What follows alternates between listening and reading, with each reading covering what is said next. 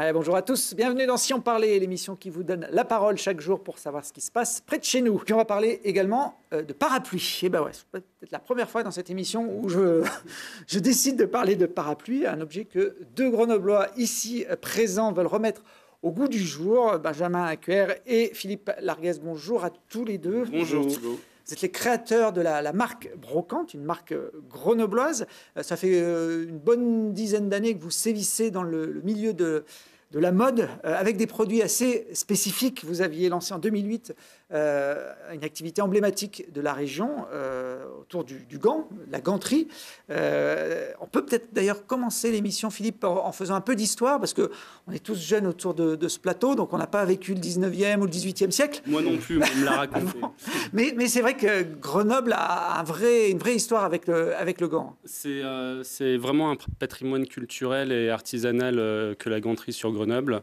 Nous, ce qu'on a voulu faire lorsqu'on a lancé ce concept en 2008, c'était un peu de repartir de cette histoire, de cette culture du gant, mais de le travailler de façon un petit peu plus moderne, parce qu'on s'était rendu compte que ces 50 dernières années, il ne s'était pas passé grand-chose sur le gant. C'est toujours avec des couleurs assez monotones, noir, marron, et des matières plutôt classiques comme le cuir. Donc nous, on a un peu réinventé tout ça, et on est parti sur quelque chose de plus moderne, avec des matières moderne, notamment, plus seconde peau, et se servir du gant comme un canevas à notre expression artistique. Voilà. Du coup, on a lancé une première ligne de gants très colorés, très décalés à l'époque. C'était un peu risqué dans un marché qui était assez conservateur.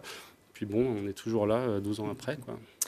Oui, si je parle de l'histoire avec le gant de Grenoble, c'est que ça a été considéré, la capitale des Alpes, comme capitale mondiale de la ganterie, notamment entre le Moyen-Âge, XVIIe, XVIIIe siècle.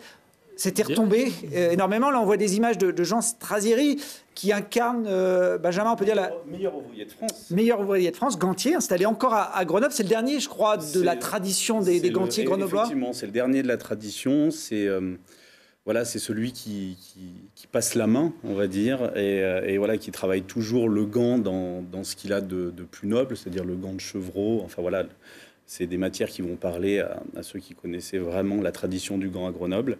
Nous, on s'est inspiré forcément de ce travail-là, et puis on est venu sur des matières, on va dire, un peu plus modernes, sur de la microfibre, et puis voilà, on a utilisé le gant pour en faire ce que disait Philippe, un canevas d'expression artistique, et puis pour pouvoir rendre en fait au gant son rôle d'accessoire de mode, et faire que voilà, à chaque sortie, on peut changer de gant pour pouvoir accessoiriser sa tenue. Alors vous avez joué sur les matières et puis aussi sur le design de ces gants, avec une ligne directrice qui était la couleur. En tout cas, vos gants passent, on va dire, un peu moins inaperçus que ceux que peut faire Jean Strasieri dans sa boutique. C'est deux choses différentes, c'est deux façons d'interpréter le gant. Lui, il est sur des techniques de cuir, donc qui ne sont pas vraiment imprimables. Nous, on a vraiment besoin d'exprimer toute cette créativité, et ces matières-là sont des supports à de l'impression numérique. Voilà, c'est des techniques modernes de fabrication de gants. Mais Jean, on le connaît très bien, c'est notre papa à tous. Quand on a lancé ce concept au départ, c'est l'une des premières personnes qu'on est allé voir, justement pour avoir des conseils et pour un peu s'imprégner de toute cette tradition. Voilà, nous, on essaye d'emboîter le pas. On n'a pas la prétention d'être artisan. On est plus un studio design, et voilà, on est plus dans cet esprit graphique-là. Là, vous m'avez amené... relique. C'est un collector, ça fait quoi? Notre relique. 13 ans, c'est les premiers gants que vous avez designés. Voilà, les tout premiers gants qui ont été designés pour Brocante, sur un travail en fait sur les estampes japonaises. Donc voilà, on garde cette première paire précieusement, et puis depuis, qui n'a pas trop mal vieilli, ouais, effectivement, qu'on pourrait même porter même dans le monde d'après. Ouais, on n'a pas l'impression qu'il y a plus d'une décennie entre aujourd'hui la création de ces gants. Vous aussi, d'ailleurs, vous avez bien vieilli. Alors là, je trouve. On peut vous renvoyer le compliment. Bien vieilli, pas vieilli, je suis pas sûr. J'ai retrouvé quelques images de premier passage à Télé Grenoble en 2009. On est bien obligé de sortir les archives. Donc ça, c'est Philippe, évidemment. Ouais, super. Et puis, vous étiez là tous les deux. Donc Benjamin, très sérieux. Il avait une coupe de premier de la classe. Ouais, mais c'est parce que là, depuis ces années-là, je pense qu'il y a quelques joueurs qui sont partis ici, donc la casquette devient adaptée, on va dire. Bon, à l'époque, c'était le début de votre aventure à Grenoble avec ces gants. C'était en 2009, ça. Ouais, c'était 2009. Ouais. Vous aviez 60 points de vente sur la France, ce qui était déjà pas mal. C'est ce que j'avais dit sur le plateau, d'ailleurs. Vous en êtes où aujourd'hui au niveau distribution? On a la chance, malgré ce qu'on a traversé ces derniers mois, de pouvoir toujours compter sur environ 400 points de vente qui continuent à distribuer nos produits et qui nous poussent un peu chaque année à nous inventer, nous réinventer et puis à proposer des nouveautés, des nouveaux produits pour pouvoir toujours avoir un temps d'avance. Alors c'est un réseau de boutiques assez particulier. Vous choisissez quand même... Ouais, on est sur le côté humain, c'est-à-dire qu'on ne bosse pas avec des chaînes, on est toujours avec des boutiques plutôt de centre-ville, indépendantes, donc qui ont une offre multimarque et voilà, d'accessoires de mode ou de prêt-à-porter, éventuellement maroquinerie également. Et ces 400 points de vente sont vraiment répartis partout en France, mais même on a une 60aine de points de vente en Espagne, en Italie, en Belgique, voilà, un petit peu partout disséminés en Europe. Là, on voit des images de votre QG, rue Charelle à Grenoble, c'est en bordure du quartier Championnat, qui n'est pas un lieu de vente, mais qui est un lieu de création. C'est historiquement le quartier des gantiers, puisque juste derrière nous, il y avait les anciennes fabriques Perrin, il y a le parc qui s'appelle Valérian Perrin, c'est là où il y avait justement les entrepôts et les unités de fabrication de la ganterie Perrin. C'est volontaire de s'être installé là, voilà, c'est un retour aux sources aussi. Pour être baigné dans l'histoire de la ville, on est à Grenoble, il y a des montagnes, il y a du ski, vous faites aussi des déclinaisons pour aller skier avec vos gants ou pas? Vous savez qu'on va venir ici pour pouvoir avoir des nouvelles idées, donc parfait. Alors pour l'instant, on est vraiment focalisé sur l'accessoire de mode. Le problème, en fait, c'est que derrière, on peut se retrouver avec des réseaux de distribution qui sont vraiment hyper différents. Mais voilà, on sait qu'il y a des entreprises comme Gosport qui sont pas très loin d'ici. On pourrait, pourquoi pas, envisager une collaboration pour créer un produit pour de l'application sportive. Voilà, pourquoi pas. Bonne idée, merci. Ah ben, de rien. Je me souviens d'ailleurs qu'en 2009, j'en suis certain, j'ai les archives, je vous avais donné l'idée de décliner cette technique sur des parapluies. Ça a mis du temps à cheminer, hein, mais on a fini par vous écouter. C'est bien, il faut toujours écouter les plus anciens. Et donc, on attend par contre l'idée d'aujourd'hui pour préparer notre nouveauté dans 10 ans. Elle va venir, elle va venir. Je vais la chercher, je me laisse quelques minutes. Mais c'est vrai que c'est un peu la nouveauté pour Brocante, hein, d'installer ce concept sur un autre produit qu'on peut considérer un peu comme désuet en matière de mode. Hein. Le parapluie, c'est pas pas complètement le truc le plus tout à fait, fashion qui soit. Ouais, mais ça reste un bel accessoire. Comme le gant, c'est juste des accessoires qui ont été un petit peu oubliés ou qui passent en second plan derrière les sacs à main, les chaussures, etc. Mais c'est quand même un objet que normalement chacun a dans sa garde-robe. Et du coup, on a rebondi un peu après sur votre idée de départ, qui est de lancer des parapluies. On les voit là, vos parapluies, pareil, hein, dans un style très personnel, très... Un peu rétro-baroque, ouais. L'image de Brocante. Une gamme qui est nouvelle, mais qui est déjà bien étoffée. Oui, alors c'est une collaboration en fait qu'on a faite avec parce qu'on a toujours à cœur de bosser avec des entreprises régionales. Donc là, on s'est adressé à une entreprise d'Aurillac qui était elle, capitale des parapluies, Aurillac. Donc ils ont un vrai savoir-faire, c'est la maison Pigagnol. Eux font la fabrication, nous on fait tout ce qui est le design et on commercialise dans notre réseau de distribution. Donc voilà, la première collection, elle est composée de 4 imprimés.